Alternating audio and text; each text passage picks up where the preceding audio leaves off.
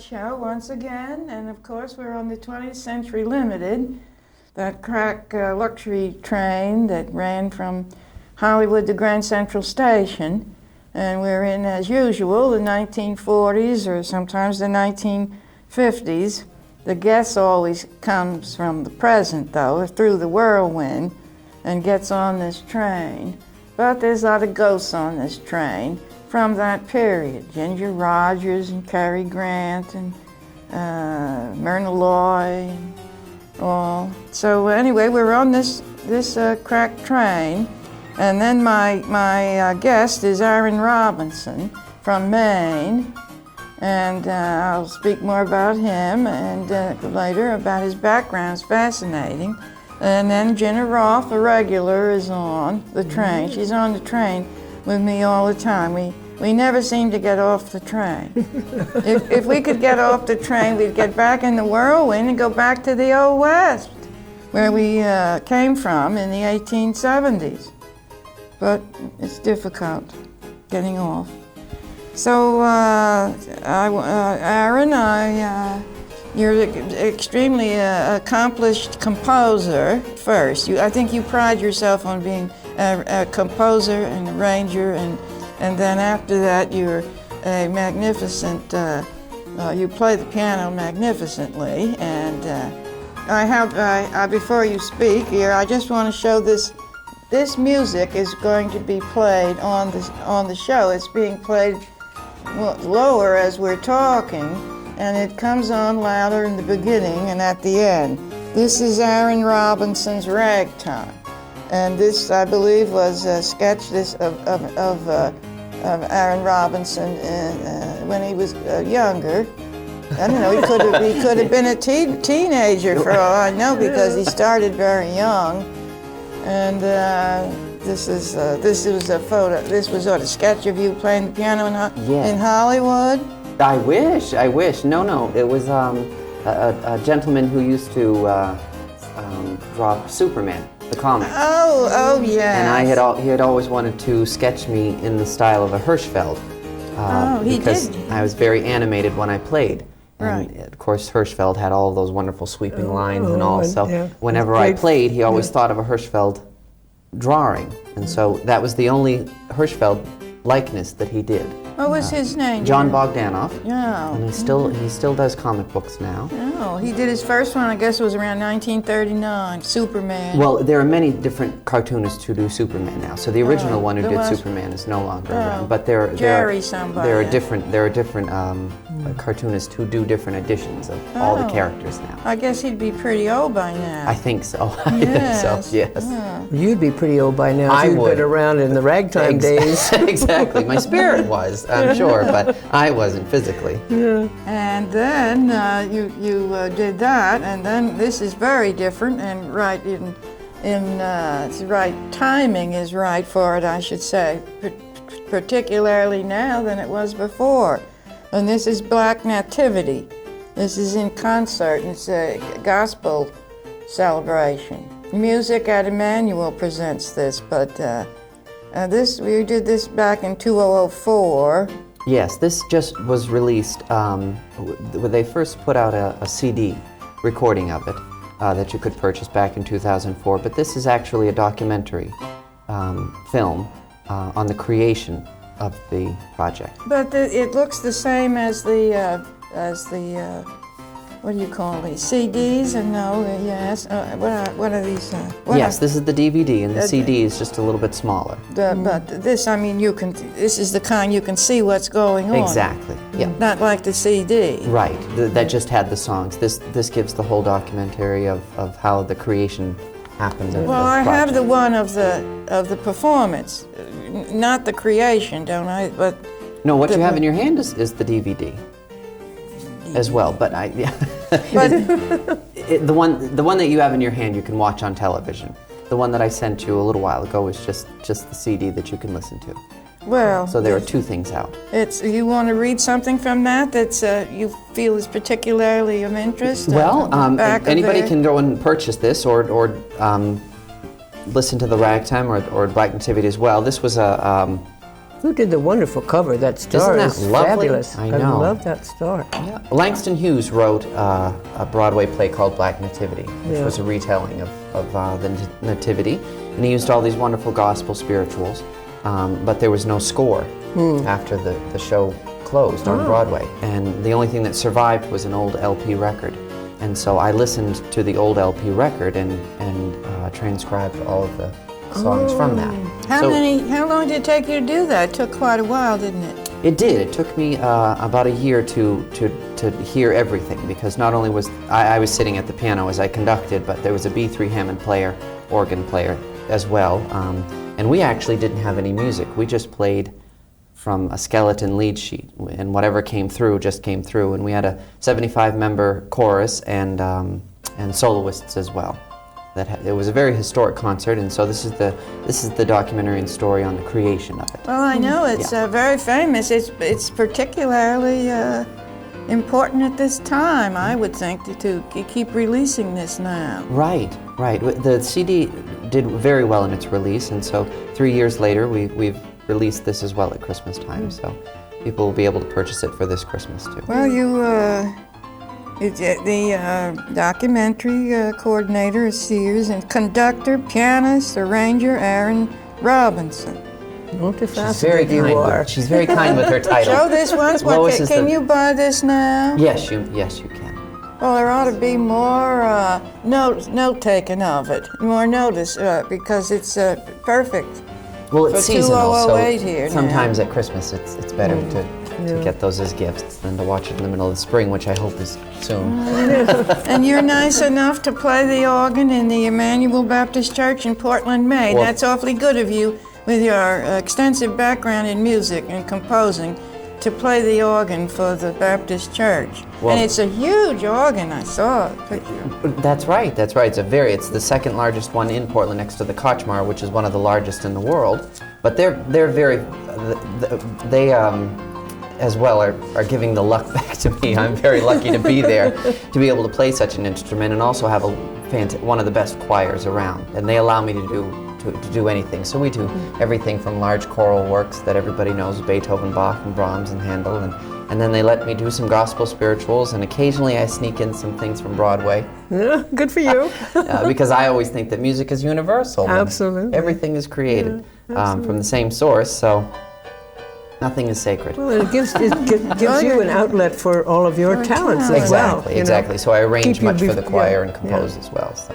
Well, you've conducted several premiere works for the concert stage, including Scott Joplin's opera. What is that, Treesmania? Treemonisha. Treemonisha. Yeah, it was the only opera that he wrote. Oh. Scott Joplin wrote, that we know of. He wrote one before. And then Leonard Bernstein's The Concert in Sondheim, a gala celebration, all honoring the music of Stephen Sondheim. And you received critical acclaim for your work as conductor in that's that musical arrangement. We're back-to-back Nativity. We're back to that. Yeah. And Aaron has lectured extensively on the history of American music, including jazz, 100 years of American musical heritage, Gershwin, and of course, and here you are in a tuxedo, leading what orchestra? Goodness gracious! What orchestra Lois is does this? her homework. You're very she is glamorous. Very good at doing her homework. What orchestra are you leading there? But how pink I am. Oh, my choir. Yeah. I think that's a blue shirt, so I think the ink was a little. It was a blue shirt, this pink shirt? Yeah, so I think who's ever printed that off, their blue ink has run out. Isn't that funny? That can happen? Oh, yes, yes. You can print any color shirt you want on a person? If you don't have the blue ink, it's going to come out pink. Oh, isn't that funny? Well, anyway, you don't. Well, that was you're looking very pleasant. You look nice and pink. I like the bottom photo. Am I blushing now? The bottom photo's much better, and I like the way you're pointing at the orchestra. From the console, that's correct. From the console, yes, from the console. But without a scarf, I do say we must say that we're all in scarves today. It's Scarf Day. It is Scarf Day. Scarf Day in New York. What's that song? Something in New York. Autumn in New York. Autumn in New York. Yeah, it's Scarf Day in New York. Before the show started, Jinna and I were on a nice little remembrance of all the great composers of the 30s, 30s and 40s. The jazz songs and popular Berlin and Gershwin and all that stuff. I've just finished reading a book about them, which was what got me started. Oh. Well, how's the weather in Maine now? I had to come to East Hampton just to dry out. Yeah. We've had more snow in Maine than we've had records of snowfall in Maine. And in fact, there was a period of time where every 3 days we had a snowstorm. Not just a little dusting or a little drop of flake or anything that would be nice for a white Christmas, but just continually dumping of snow. And I just left a snowstorm to come down here, so it was nice to see ground. It was not green, but it was ground. Oh, yes, and it's all the bushes we notice and trees. Exactly. But we needed some greens for some flowers. They're coming up already. But there's not a green thing around. But you have I've got daffodils that are that high. Well, that won't 2 do. inches. They'll be up pretty soon. And they're pretty rugged, even if you have a little bit of snow, they'll stick around. Yeah. Well, boy, your snow street cleaners must have been busy. We are, I know. Year. Well, each town only has a certain amount of budget for snow, for plowing and salt and things like that, and they used it all up in December. It's too bad we couldn't send some salt and sand there because we had those big piles of it. And also the people that do it would be glad to get some work. They haven't had any work all winter. Send them up. They ought to get on this train and that would be a thing, like a caravan of snow plowers, like the taxis in France during the First World War. All the taxis that went to war. Right? Yeah, we could send a whole train of convoy of trucks up to Maine. Yeah, up to Maine and clean up your snow. Have you ever been to Maine? No, I haven't. Never? No, I always admired the place because I like cold places. You know, I don't like... Well, it preserves you. That's right. Right, all of my ancestors, my grandparents, they all lived well up into their 90s and even to 100. So I hope to do the same. But well, but Maine can be very hot. I spent a summer, I had a friend who had a house, on something called Shebig Island. Have you ever heard of Shebig Island? I can't find it on the map. Oh, it's right on the coast, right off of where I live. No, because we took a little boat there. Yes. Yeah, but it was I was there one weekend with a heat wave. It can. Very hot. When the heat comes up through the coast. Yeah. Right now we're getting weather straight across the top of the United States from Portland, Oregon to Portland, Maine. But when that hot air comes up through into Maine, you can break 100, and if you go even higher. I used to live in Hampton as a child, and just potato fields for miles and miles and miles. And where was that harbor you lived in? I want to mention that seal. That's right. I just sent something to Lois. I lived in Cundy's Harbor when I was first born for the first 5 or 6 years. My father worked down there as a minister, and I lived in Cundy's Harbor. So the coast has always been. That's why I love East Hampton so much. When I come down to East Hampton, it reminds me of the coast of Maine. Yes. But when I lived in Cundy's Harbor, that was a harbor. That was a fishing village. Oh, it sounds charming now. Yes, it was a wonderful, wonderful existence and a And childhood. then you played with this seal that could talk. That's right. You sent me the printout from the internet. Yes.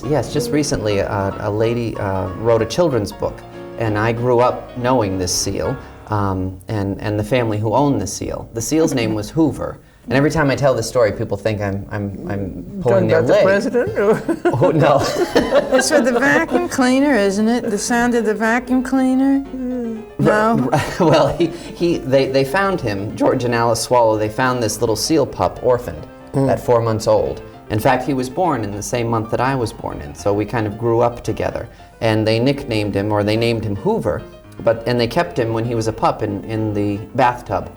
And then when he got too big, they put him outside in a tent near the pond. And then when he became too big even for the pond, they donated him to the New England Aquarium, where his grandchildren are there now. But what was so fascinating about Hoover, he's considered even more than Andre the most famous seal in the world. He died in '85 because he grew up with this family. He did not grow up amongst seals. That this man, George Swallow, who had a very raspy New England accent because he was a fisherman, would say different phrases to Hoover and over again, like "Hello, how are you?" and "Get out of here," because he used to be just like a pet in the house, and he would bang on the door of the bathroom and things like that, and he'd ride in the truck into town. Well, over a period of time, they found out that Hoover could talk. Oh, for heaven's sake. And he learned quite a lot of phrases, but he sounded just like George Swallow. Oh. And George Swallow used to tease me all the time. He would call me crybaby. And at 5, I would cry because he'd say, "What are you gonna cry, crybaby?" No, of course I did. He and really so was a this seal you. sounded just like George Swallow, and he used to speak all the time. He would say, "Hello, my name is Hoover." He would say, "What are you doing? You could Get out of really here." understand him. You can even go on the internet right now and download recordings of him from the 70s, of him speaking. But what's so interesting, when he went to the New England Aquarium, he was very famous because he would speak to all the other female seals. And he bred more than any other male seal down there, because I guess he knew what to say to get them. But his immediate children did not have the gift to talk, but his grandson right now has the ability to speak. Well, sometimes it's passed on to It the is third passed on. generation. That's right. There's something about the vocal cords that Amazing talent. seals don't have the same as we do, but evidently this seal did. This seal did, and it was a very raspy, and it was as clear as day. It wasn't something that you had to listen for. He would literally talk just as though... Like a parrot. Well, it's Very all much been, like a all parrot. been documented. Yes. So, I mean, it's not that... Cundy's Harbor, right? And the seal's name was Hoover, so anybody can look him up and right. On read the about internet, him. yes. Right. Oh, my goodness. So that was the excitement of Maine going on there, I guess. That was big excitement in Maine. In Cundy's Harbor, anyway. Yeah, I would That and think the birth so. of me, I guess. Yeah, they're two big things, two big excitements. But two going statues, I could see them now. One seal and one you. Right, and I would be the crying one who's I crying. love those statues in Portland. Yes. John Houston, isn't he there? John Ford. John Ford. John yes, Ford is yeah. right, in fact, 2 blocks from where I live. There's a wonderful statue of him sitting in a director's chair, and Al Maisel came up to receive the John Ford Award. He was the first to receive it. For heaven's sake, In isn't that Portland. interesting? I wonder when they're going to put a statue of Al Maisel up. I don't know. And it's a wonder they don't, with all the Where would they put it? activity. Well, they're marvelous little like areas for these statues. There are. We have Longfellow. It looks like where the way you did the photography of the place. You did a CD. I did a virtual tour for Yes, Lois. you did. Since she'd never been to Maine, That's I right. went around and shot at the famous And you didn't places. shoot anything, a big building or anything. So the effect is like an old town in the South. Right. Because of all these statues and little park.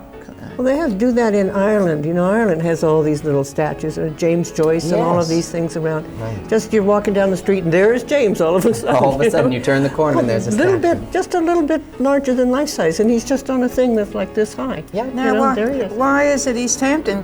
You know, there's no statues. There's no statues around here. No There ought to be a statues. statue in the Village Green or someplace. But No I noticed a statue. lot of plaques in rocks. True, by Yeah. trees. By usually. trees, yes. Yeah, this tree was Commemorating donated by something. so-and-so. Right, I've noticed that. But that's a long way from a statue. Yes. Well, Lois, let's get a statue going here. Who would we like a statue of in East Hampton? Well, I'd have to take me a little Do a while little to think of thinking that. about I it. don't think I could think of that right away. Can you think of anyone? Well, I don't know. I've been reading this book about East Hampton and how much you have to go through just to maybe put a little barn on your house. So I think it might never happen because I think it needs to go through so many votes and committees and councils, and I think there would be a big discussion on who would get their first statue and where. If we had the right If you can get person- hauled off to court for pumpkins, I think Yeah, that they will put the Guildhall put out an art object thing in the front, that, you know, like one of those cubes or something like this. Right. You know, only larger. They do that, but they don't have statues Of of any people. people. Just no. art. That is as if it was an unheard of thing. You know, just art, and not very good art, I don't think, but it's all abstract very art. abstract, yes, yes. It doesn't do anything for the. It's out of place in a way in East Hampton, even though there were, of course, prominent abstractionists here. But it's too bad. I love all those statues, and the statues in the South of the Confederate generals on horses and the Union It was a great way generals. to honor them. I should say so. Yes. It's too bad. Why? Well, LTV has a statue. Oh, do LTV they? has Oh, yes. statues. Right out in front, and they had two. Is there any left? A King's statue. Well, the two in front are gone, but as you come in the driveway, as you come in from the road, right straight in front of you, is one big one there. There was two. Well, there was one on each side as you turned in from the highway. But right now, once you come in between the two buildings, right in front of you, there's one big one left there. It was a huge one, and it was it was inspired, I think, from who was that man that went out chasing at windmills?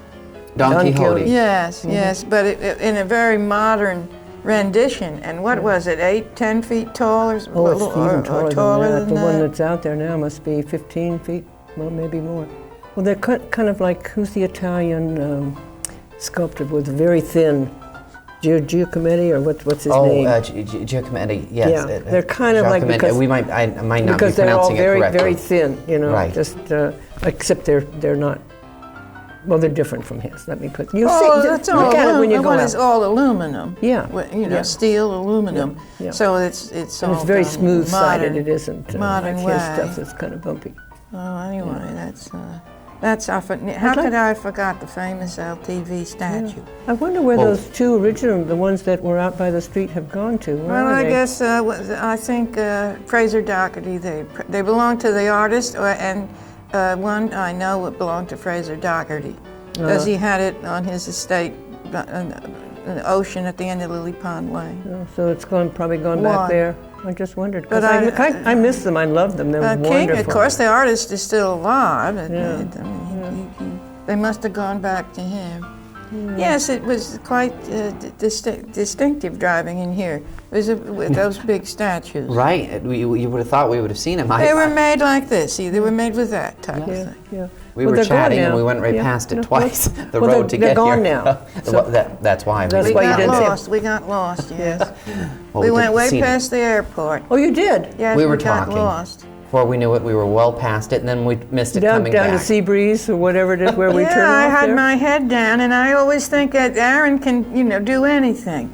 So, She said a very funny line. She said, "I always think you know what you're doing." yeah, that's right. That summed it up perfectly. I thought that's probably that'll be on my statue. Oh, that's a good thing. I always thought you knew what you were doing. Yes, that's a good Lois, one. Wright. I can't drive and talk at the same time. So I was driving Lois and me home after a show one day, and I went right by there all the way down, practically to Sag Harbor, before we turned on to come back home. Yeah. You don't pay attention. I don't. I'm not paying. I'm so busy talking. I'm not. I know I'm driving all right. I mean, I'm staying on the highway, whatever, but I'm not paying attention to where I am.